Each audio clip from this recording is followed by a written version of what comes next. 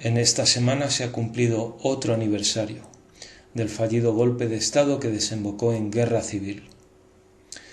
Así que hoy vamos a hablar de guerra y revisionismo. Pero vamos a empezar por el principio.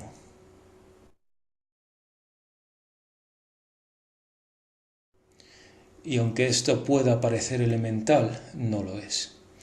Y es clave para entender lo que ocurrió después. En España tuvimos levantamientos militares a lo largo del siglo XIX. Así que deberíamos entenderlo bien. Un levantamiento militar consiste en un grupo de militares que desafían y se enfrentan al gobierno. Si el gobierno entiende que el golpe tiene amplio apoyo entre el ejército y/o la población, o que no hay una amplia oposición al golpe, el gobierno cede. El levantamiento del 17 de julio de 1936 no triunfó, y ante esa situación, los golpistas tenían dos opciones: deponer las armas y entregarse a la justicia, o luchar. La lucha es lo que se conoce como Guerra Civil Española. Volviendo al 17 de julio, según el bando de declaración del estado de guerra dado por Franco, se trataba de, cito, restablecer el imperio del orden dentro de la República, no solamente en sus apariencias o signos exteriores, sino también en su misma esencia.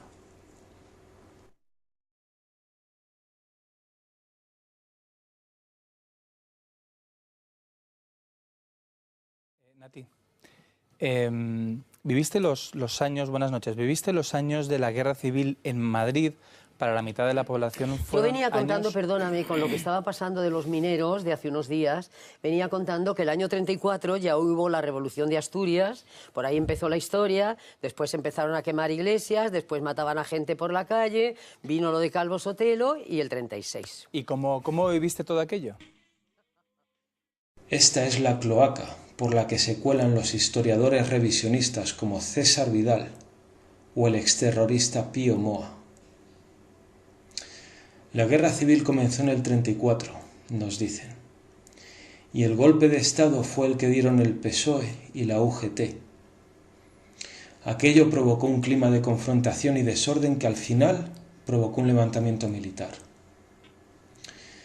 Y así la sublevación militar del 36 se convierte en inevitable. Pero no se produce porque los militares no aceptaran el resultado electoral del 36, en el que ganaron las izquierdas, sino por el desorden y la confrontación que siguieron al golpe del 34. Lo que tenemos, por tanto, no son militares golpistas. Podemos volver al bando de declaración del estado de guerra de Franco. El ejército, unido a las demás fuerzas de la nación, se ha visto obligado a recoger el anhelo de la gran mayoría de los españoles. Es decir, la tesis de Moa es un copia-pega, pero con otras palabras, de la declaración del estado de guerra de Franco. No es otra cosa. Y ahora que conocemos la tesis revisionista, vamos a examinarla. Si se trataba de restablecer el imperio del orden dentro de la República, ¿por qué los golpistas utilizaron la bandera rojigualda, que no era la bandera del país?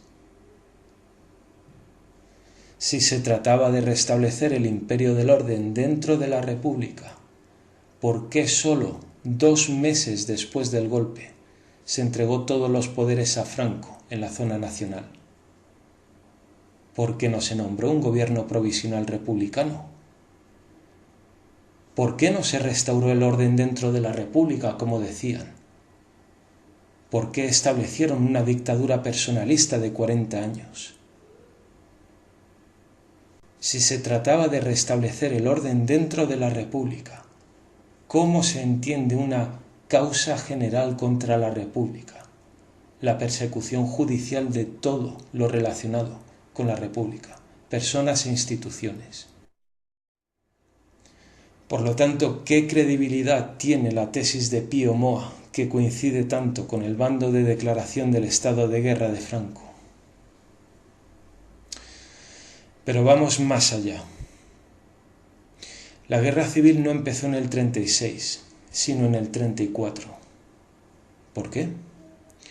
Porque hay una huelga general revolucionaria apoyada por el PSOE contra el gobierno de derechas.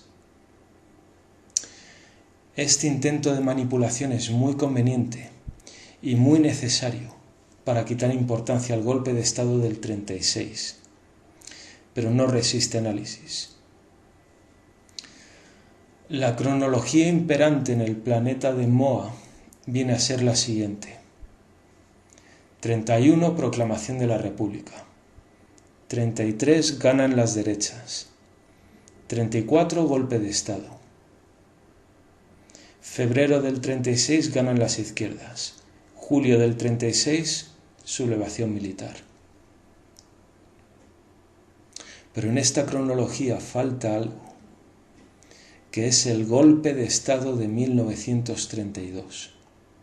En el que, por cierto, estuvieron muchos de los que estuvieron en el 36, entre ellos los cabecillas Sanjurjo y Franco. De modo que si los revisionistas llevan el inicio de la guerra civil a 1934 por la huelga general revolucionaria, ¿no podemos llevar el inicio de la guerra civil a 1932? El 32 va antes que el 34. El golpe de Estado del 32 ocurrió antes que la huelga general del 34. Pero además es muy revelador el hecho de que al cabo de un año el trono, el altar y el ejército ya estuvieran conspirando para derribar la República. Esto nos dice mucho sobre la credibilidad del bando de guerra de Franco. ¿Restablecer el imperio del orden dentro de la República? Sabemos que es mentira. Desde el principio querían acabar con la República y poner a toda España otra vez de rodillas ante la Iglesia, ante el trono y ante el ejército. Querían acabar con los planes de educación de la República. Querían acabar con que hubiera mujeres en las instituciones del Estado. Algunos querían todavía más. Los carlistas querían volver a la Edad Media, a la monarquía absoluta. Y es que ya lo decían sus correligionarios de 1814. Vivan las cadenas.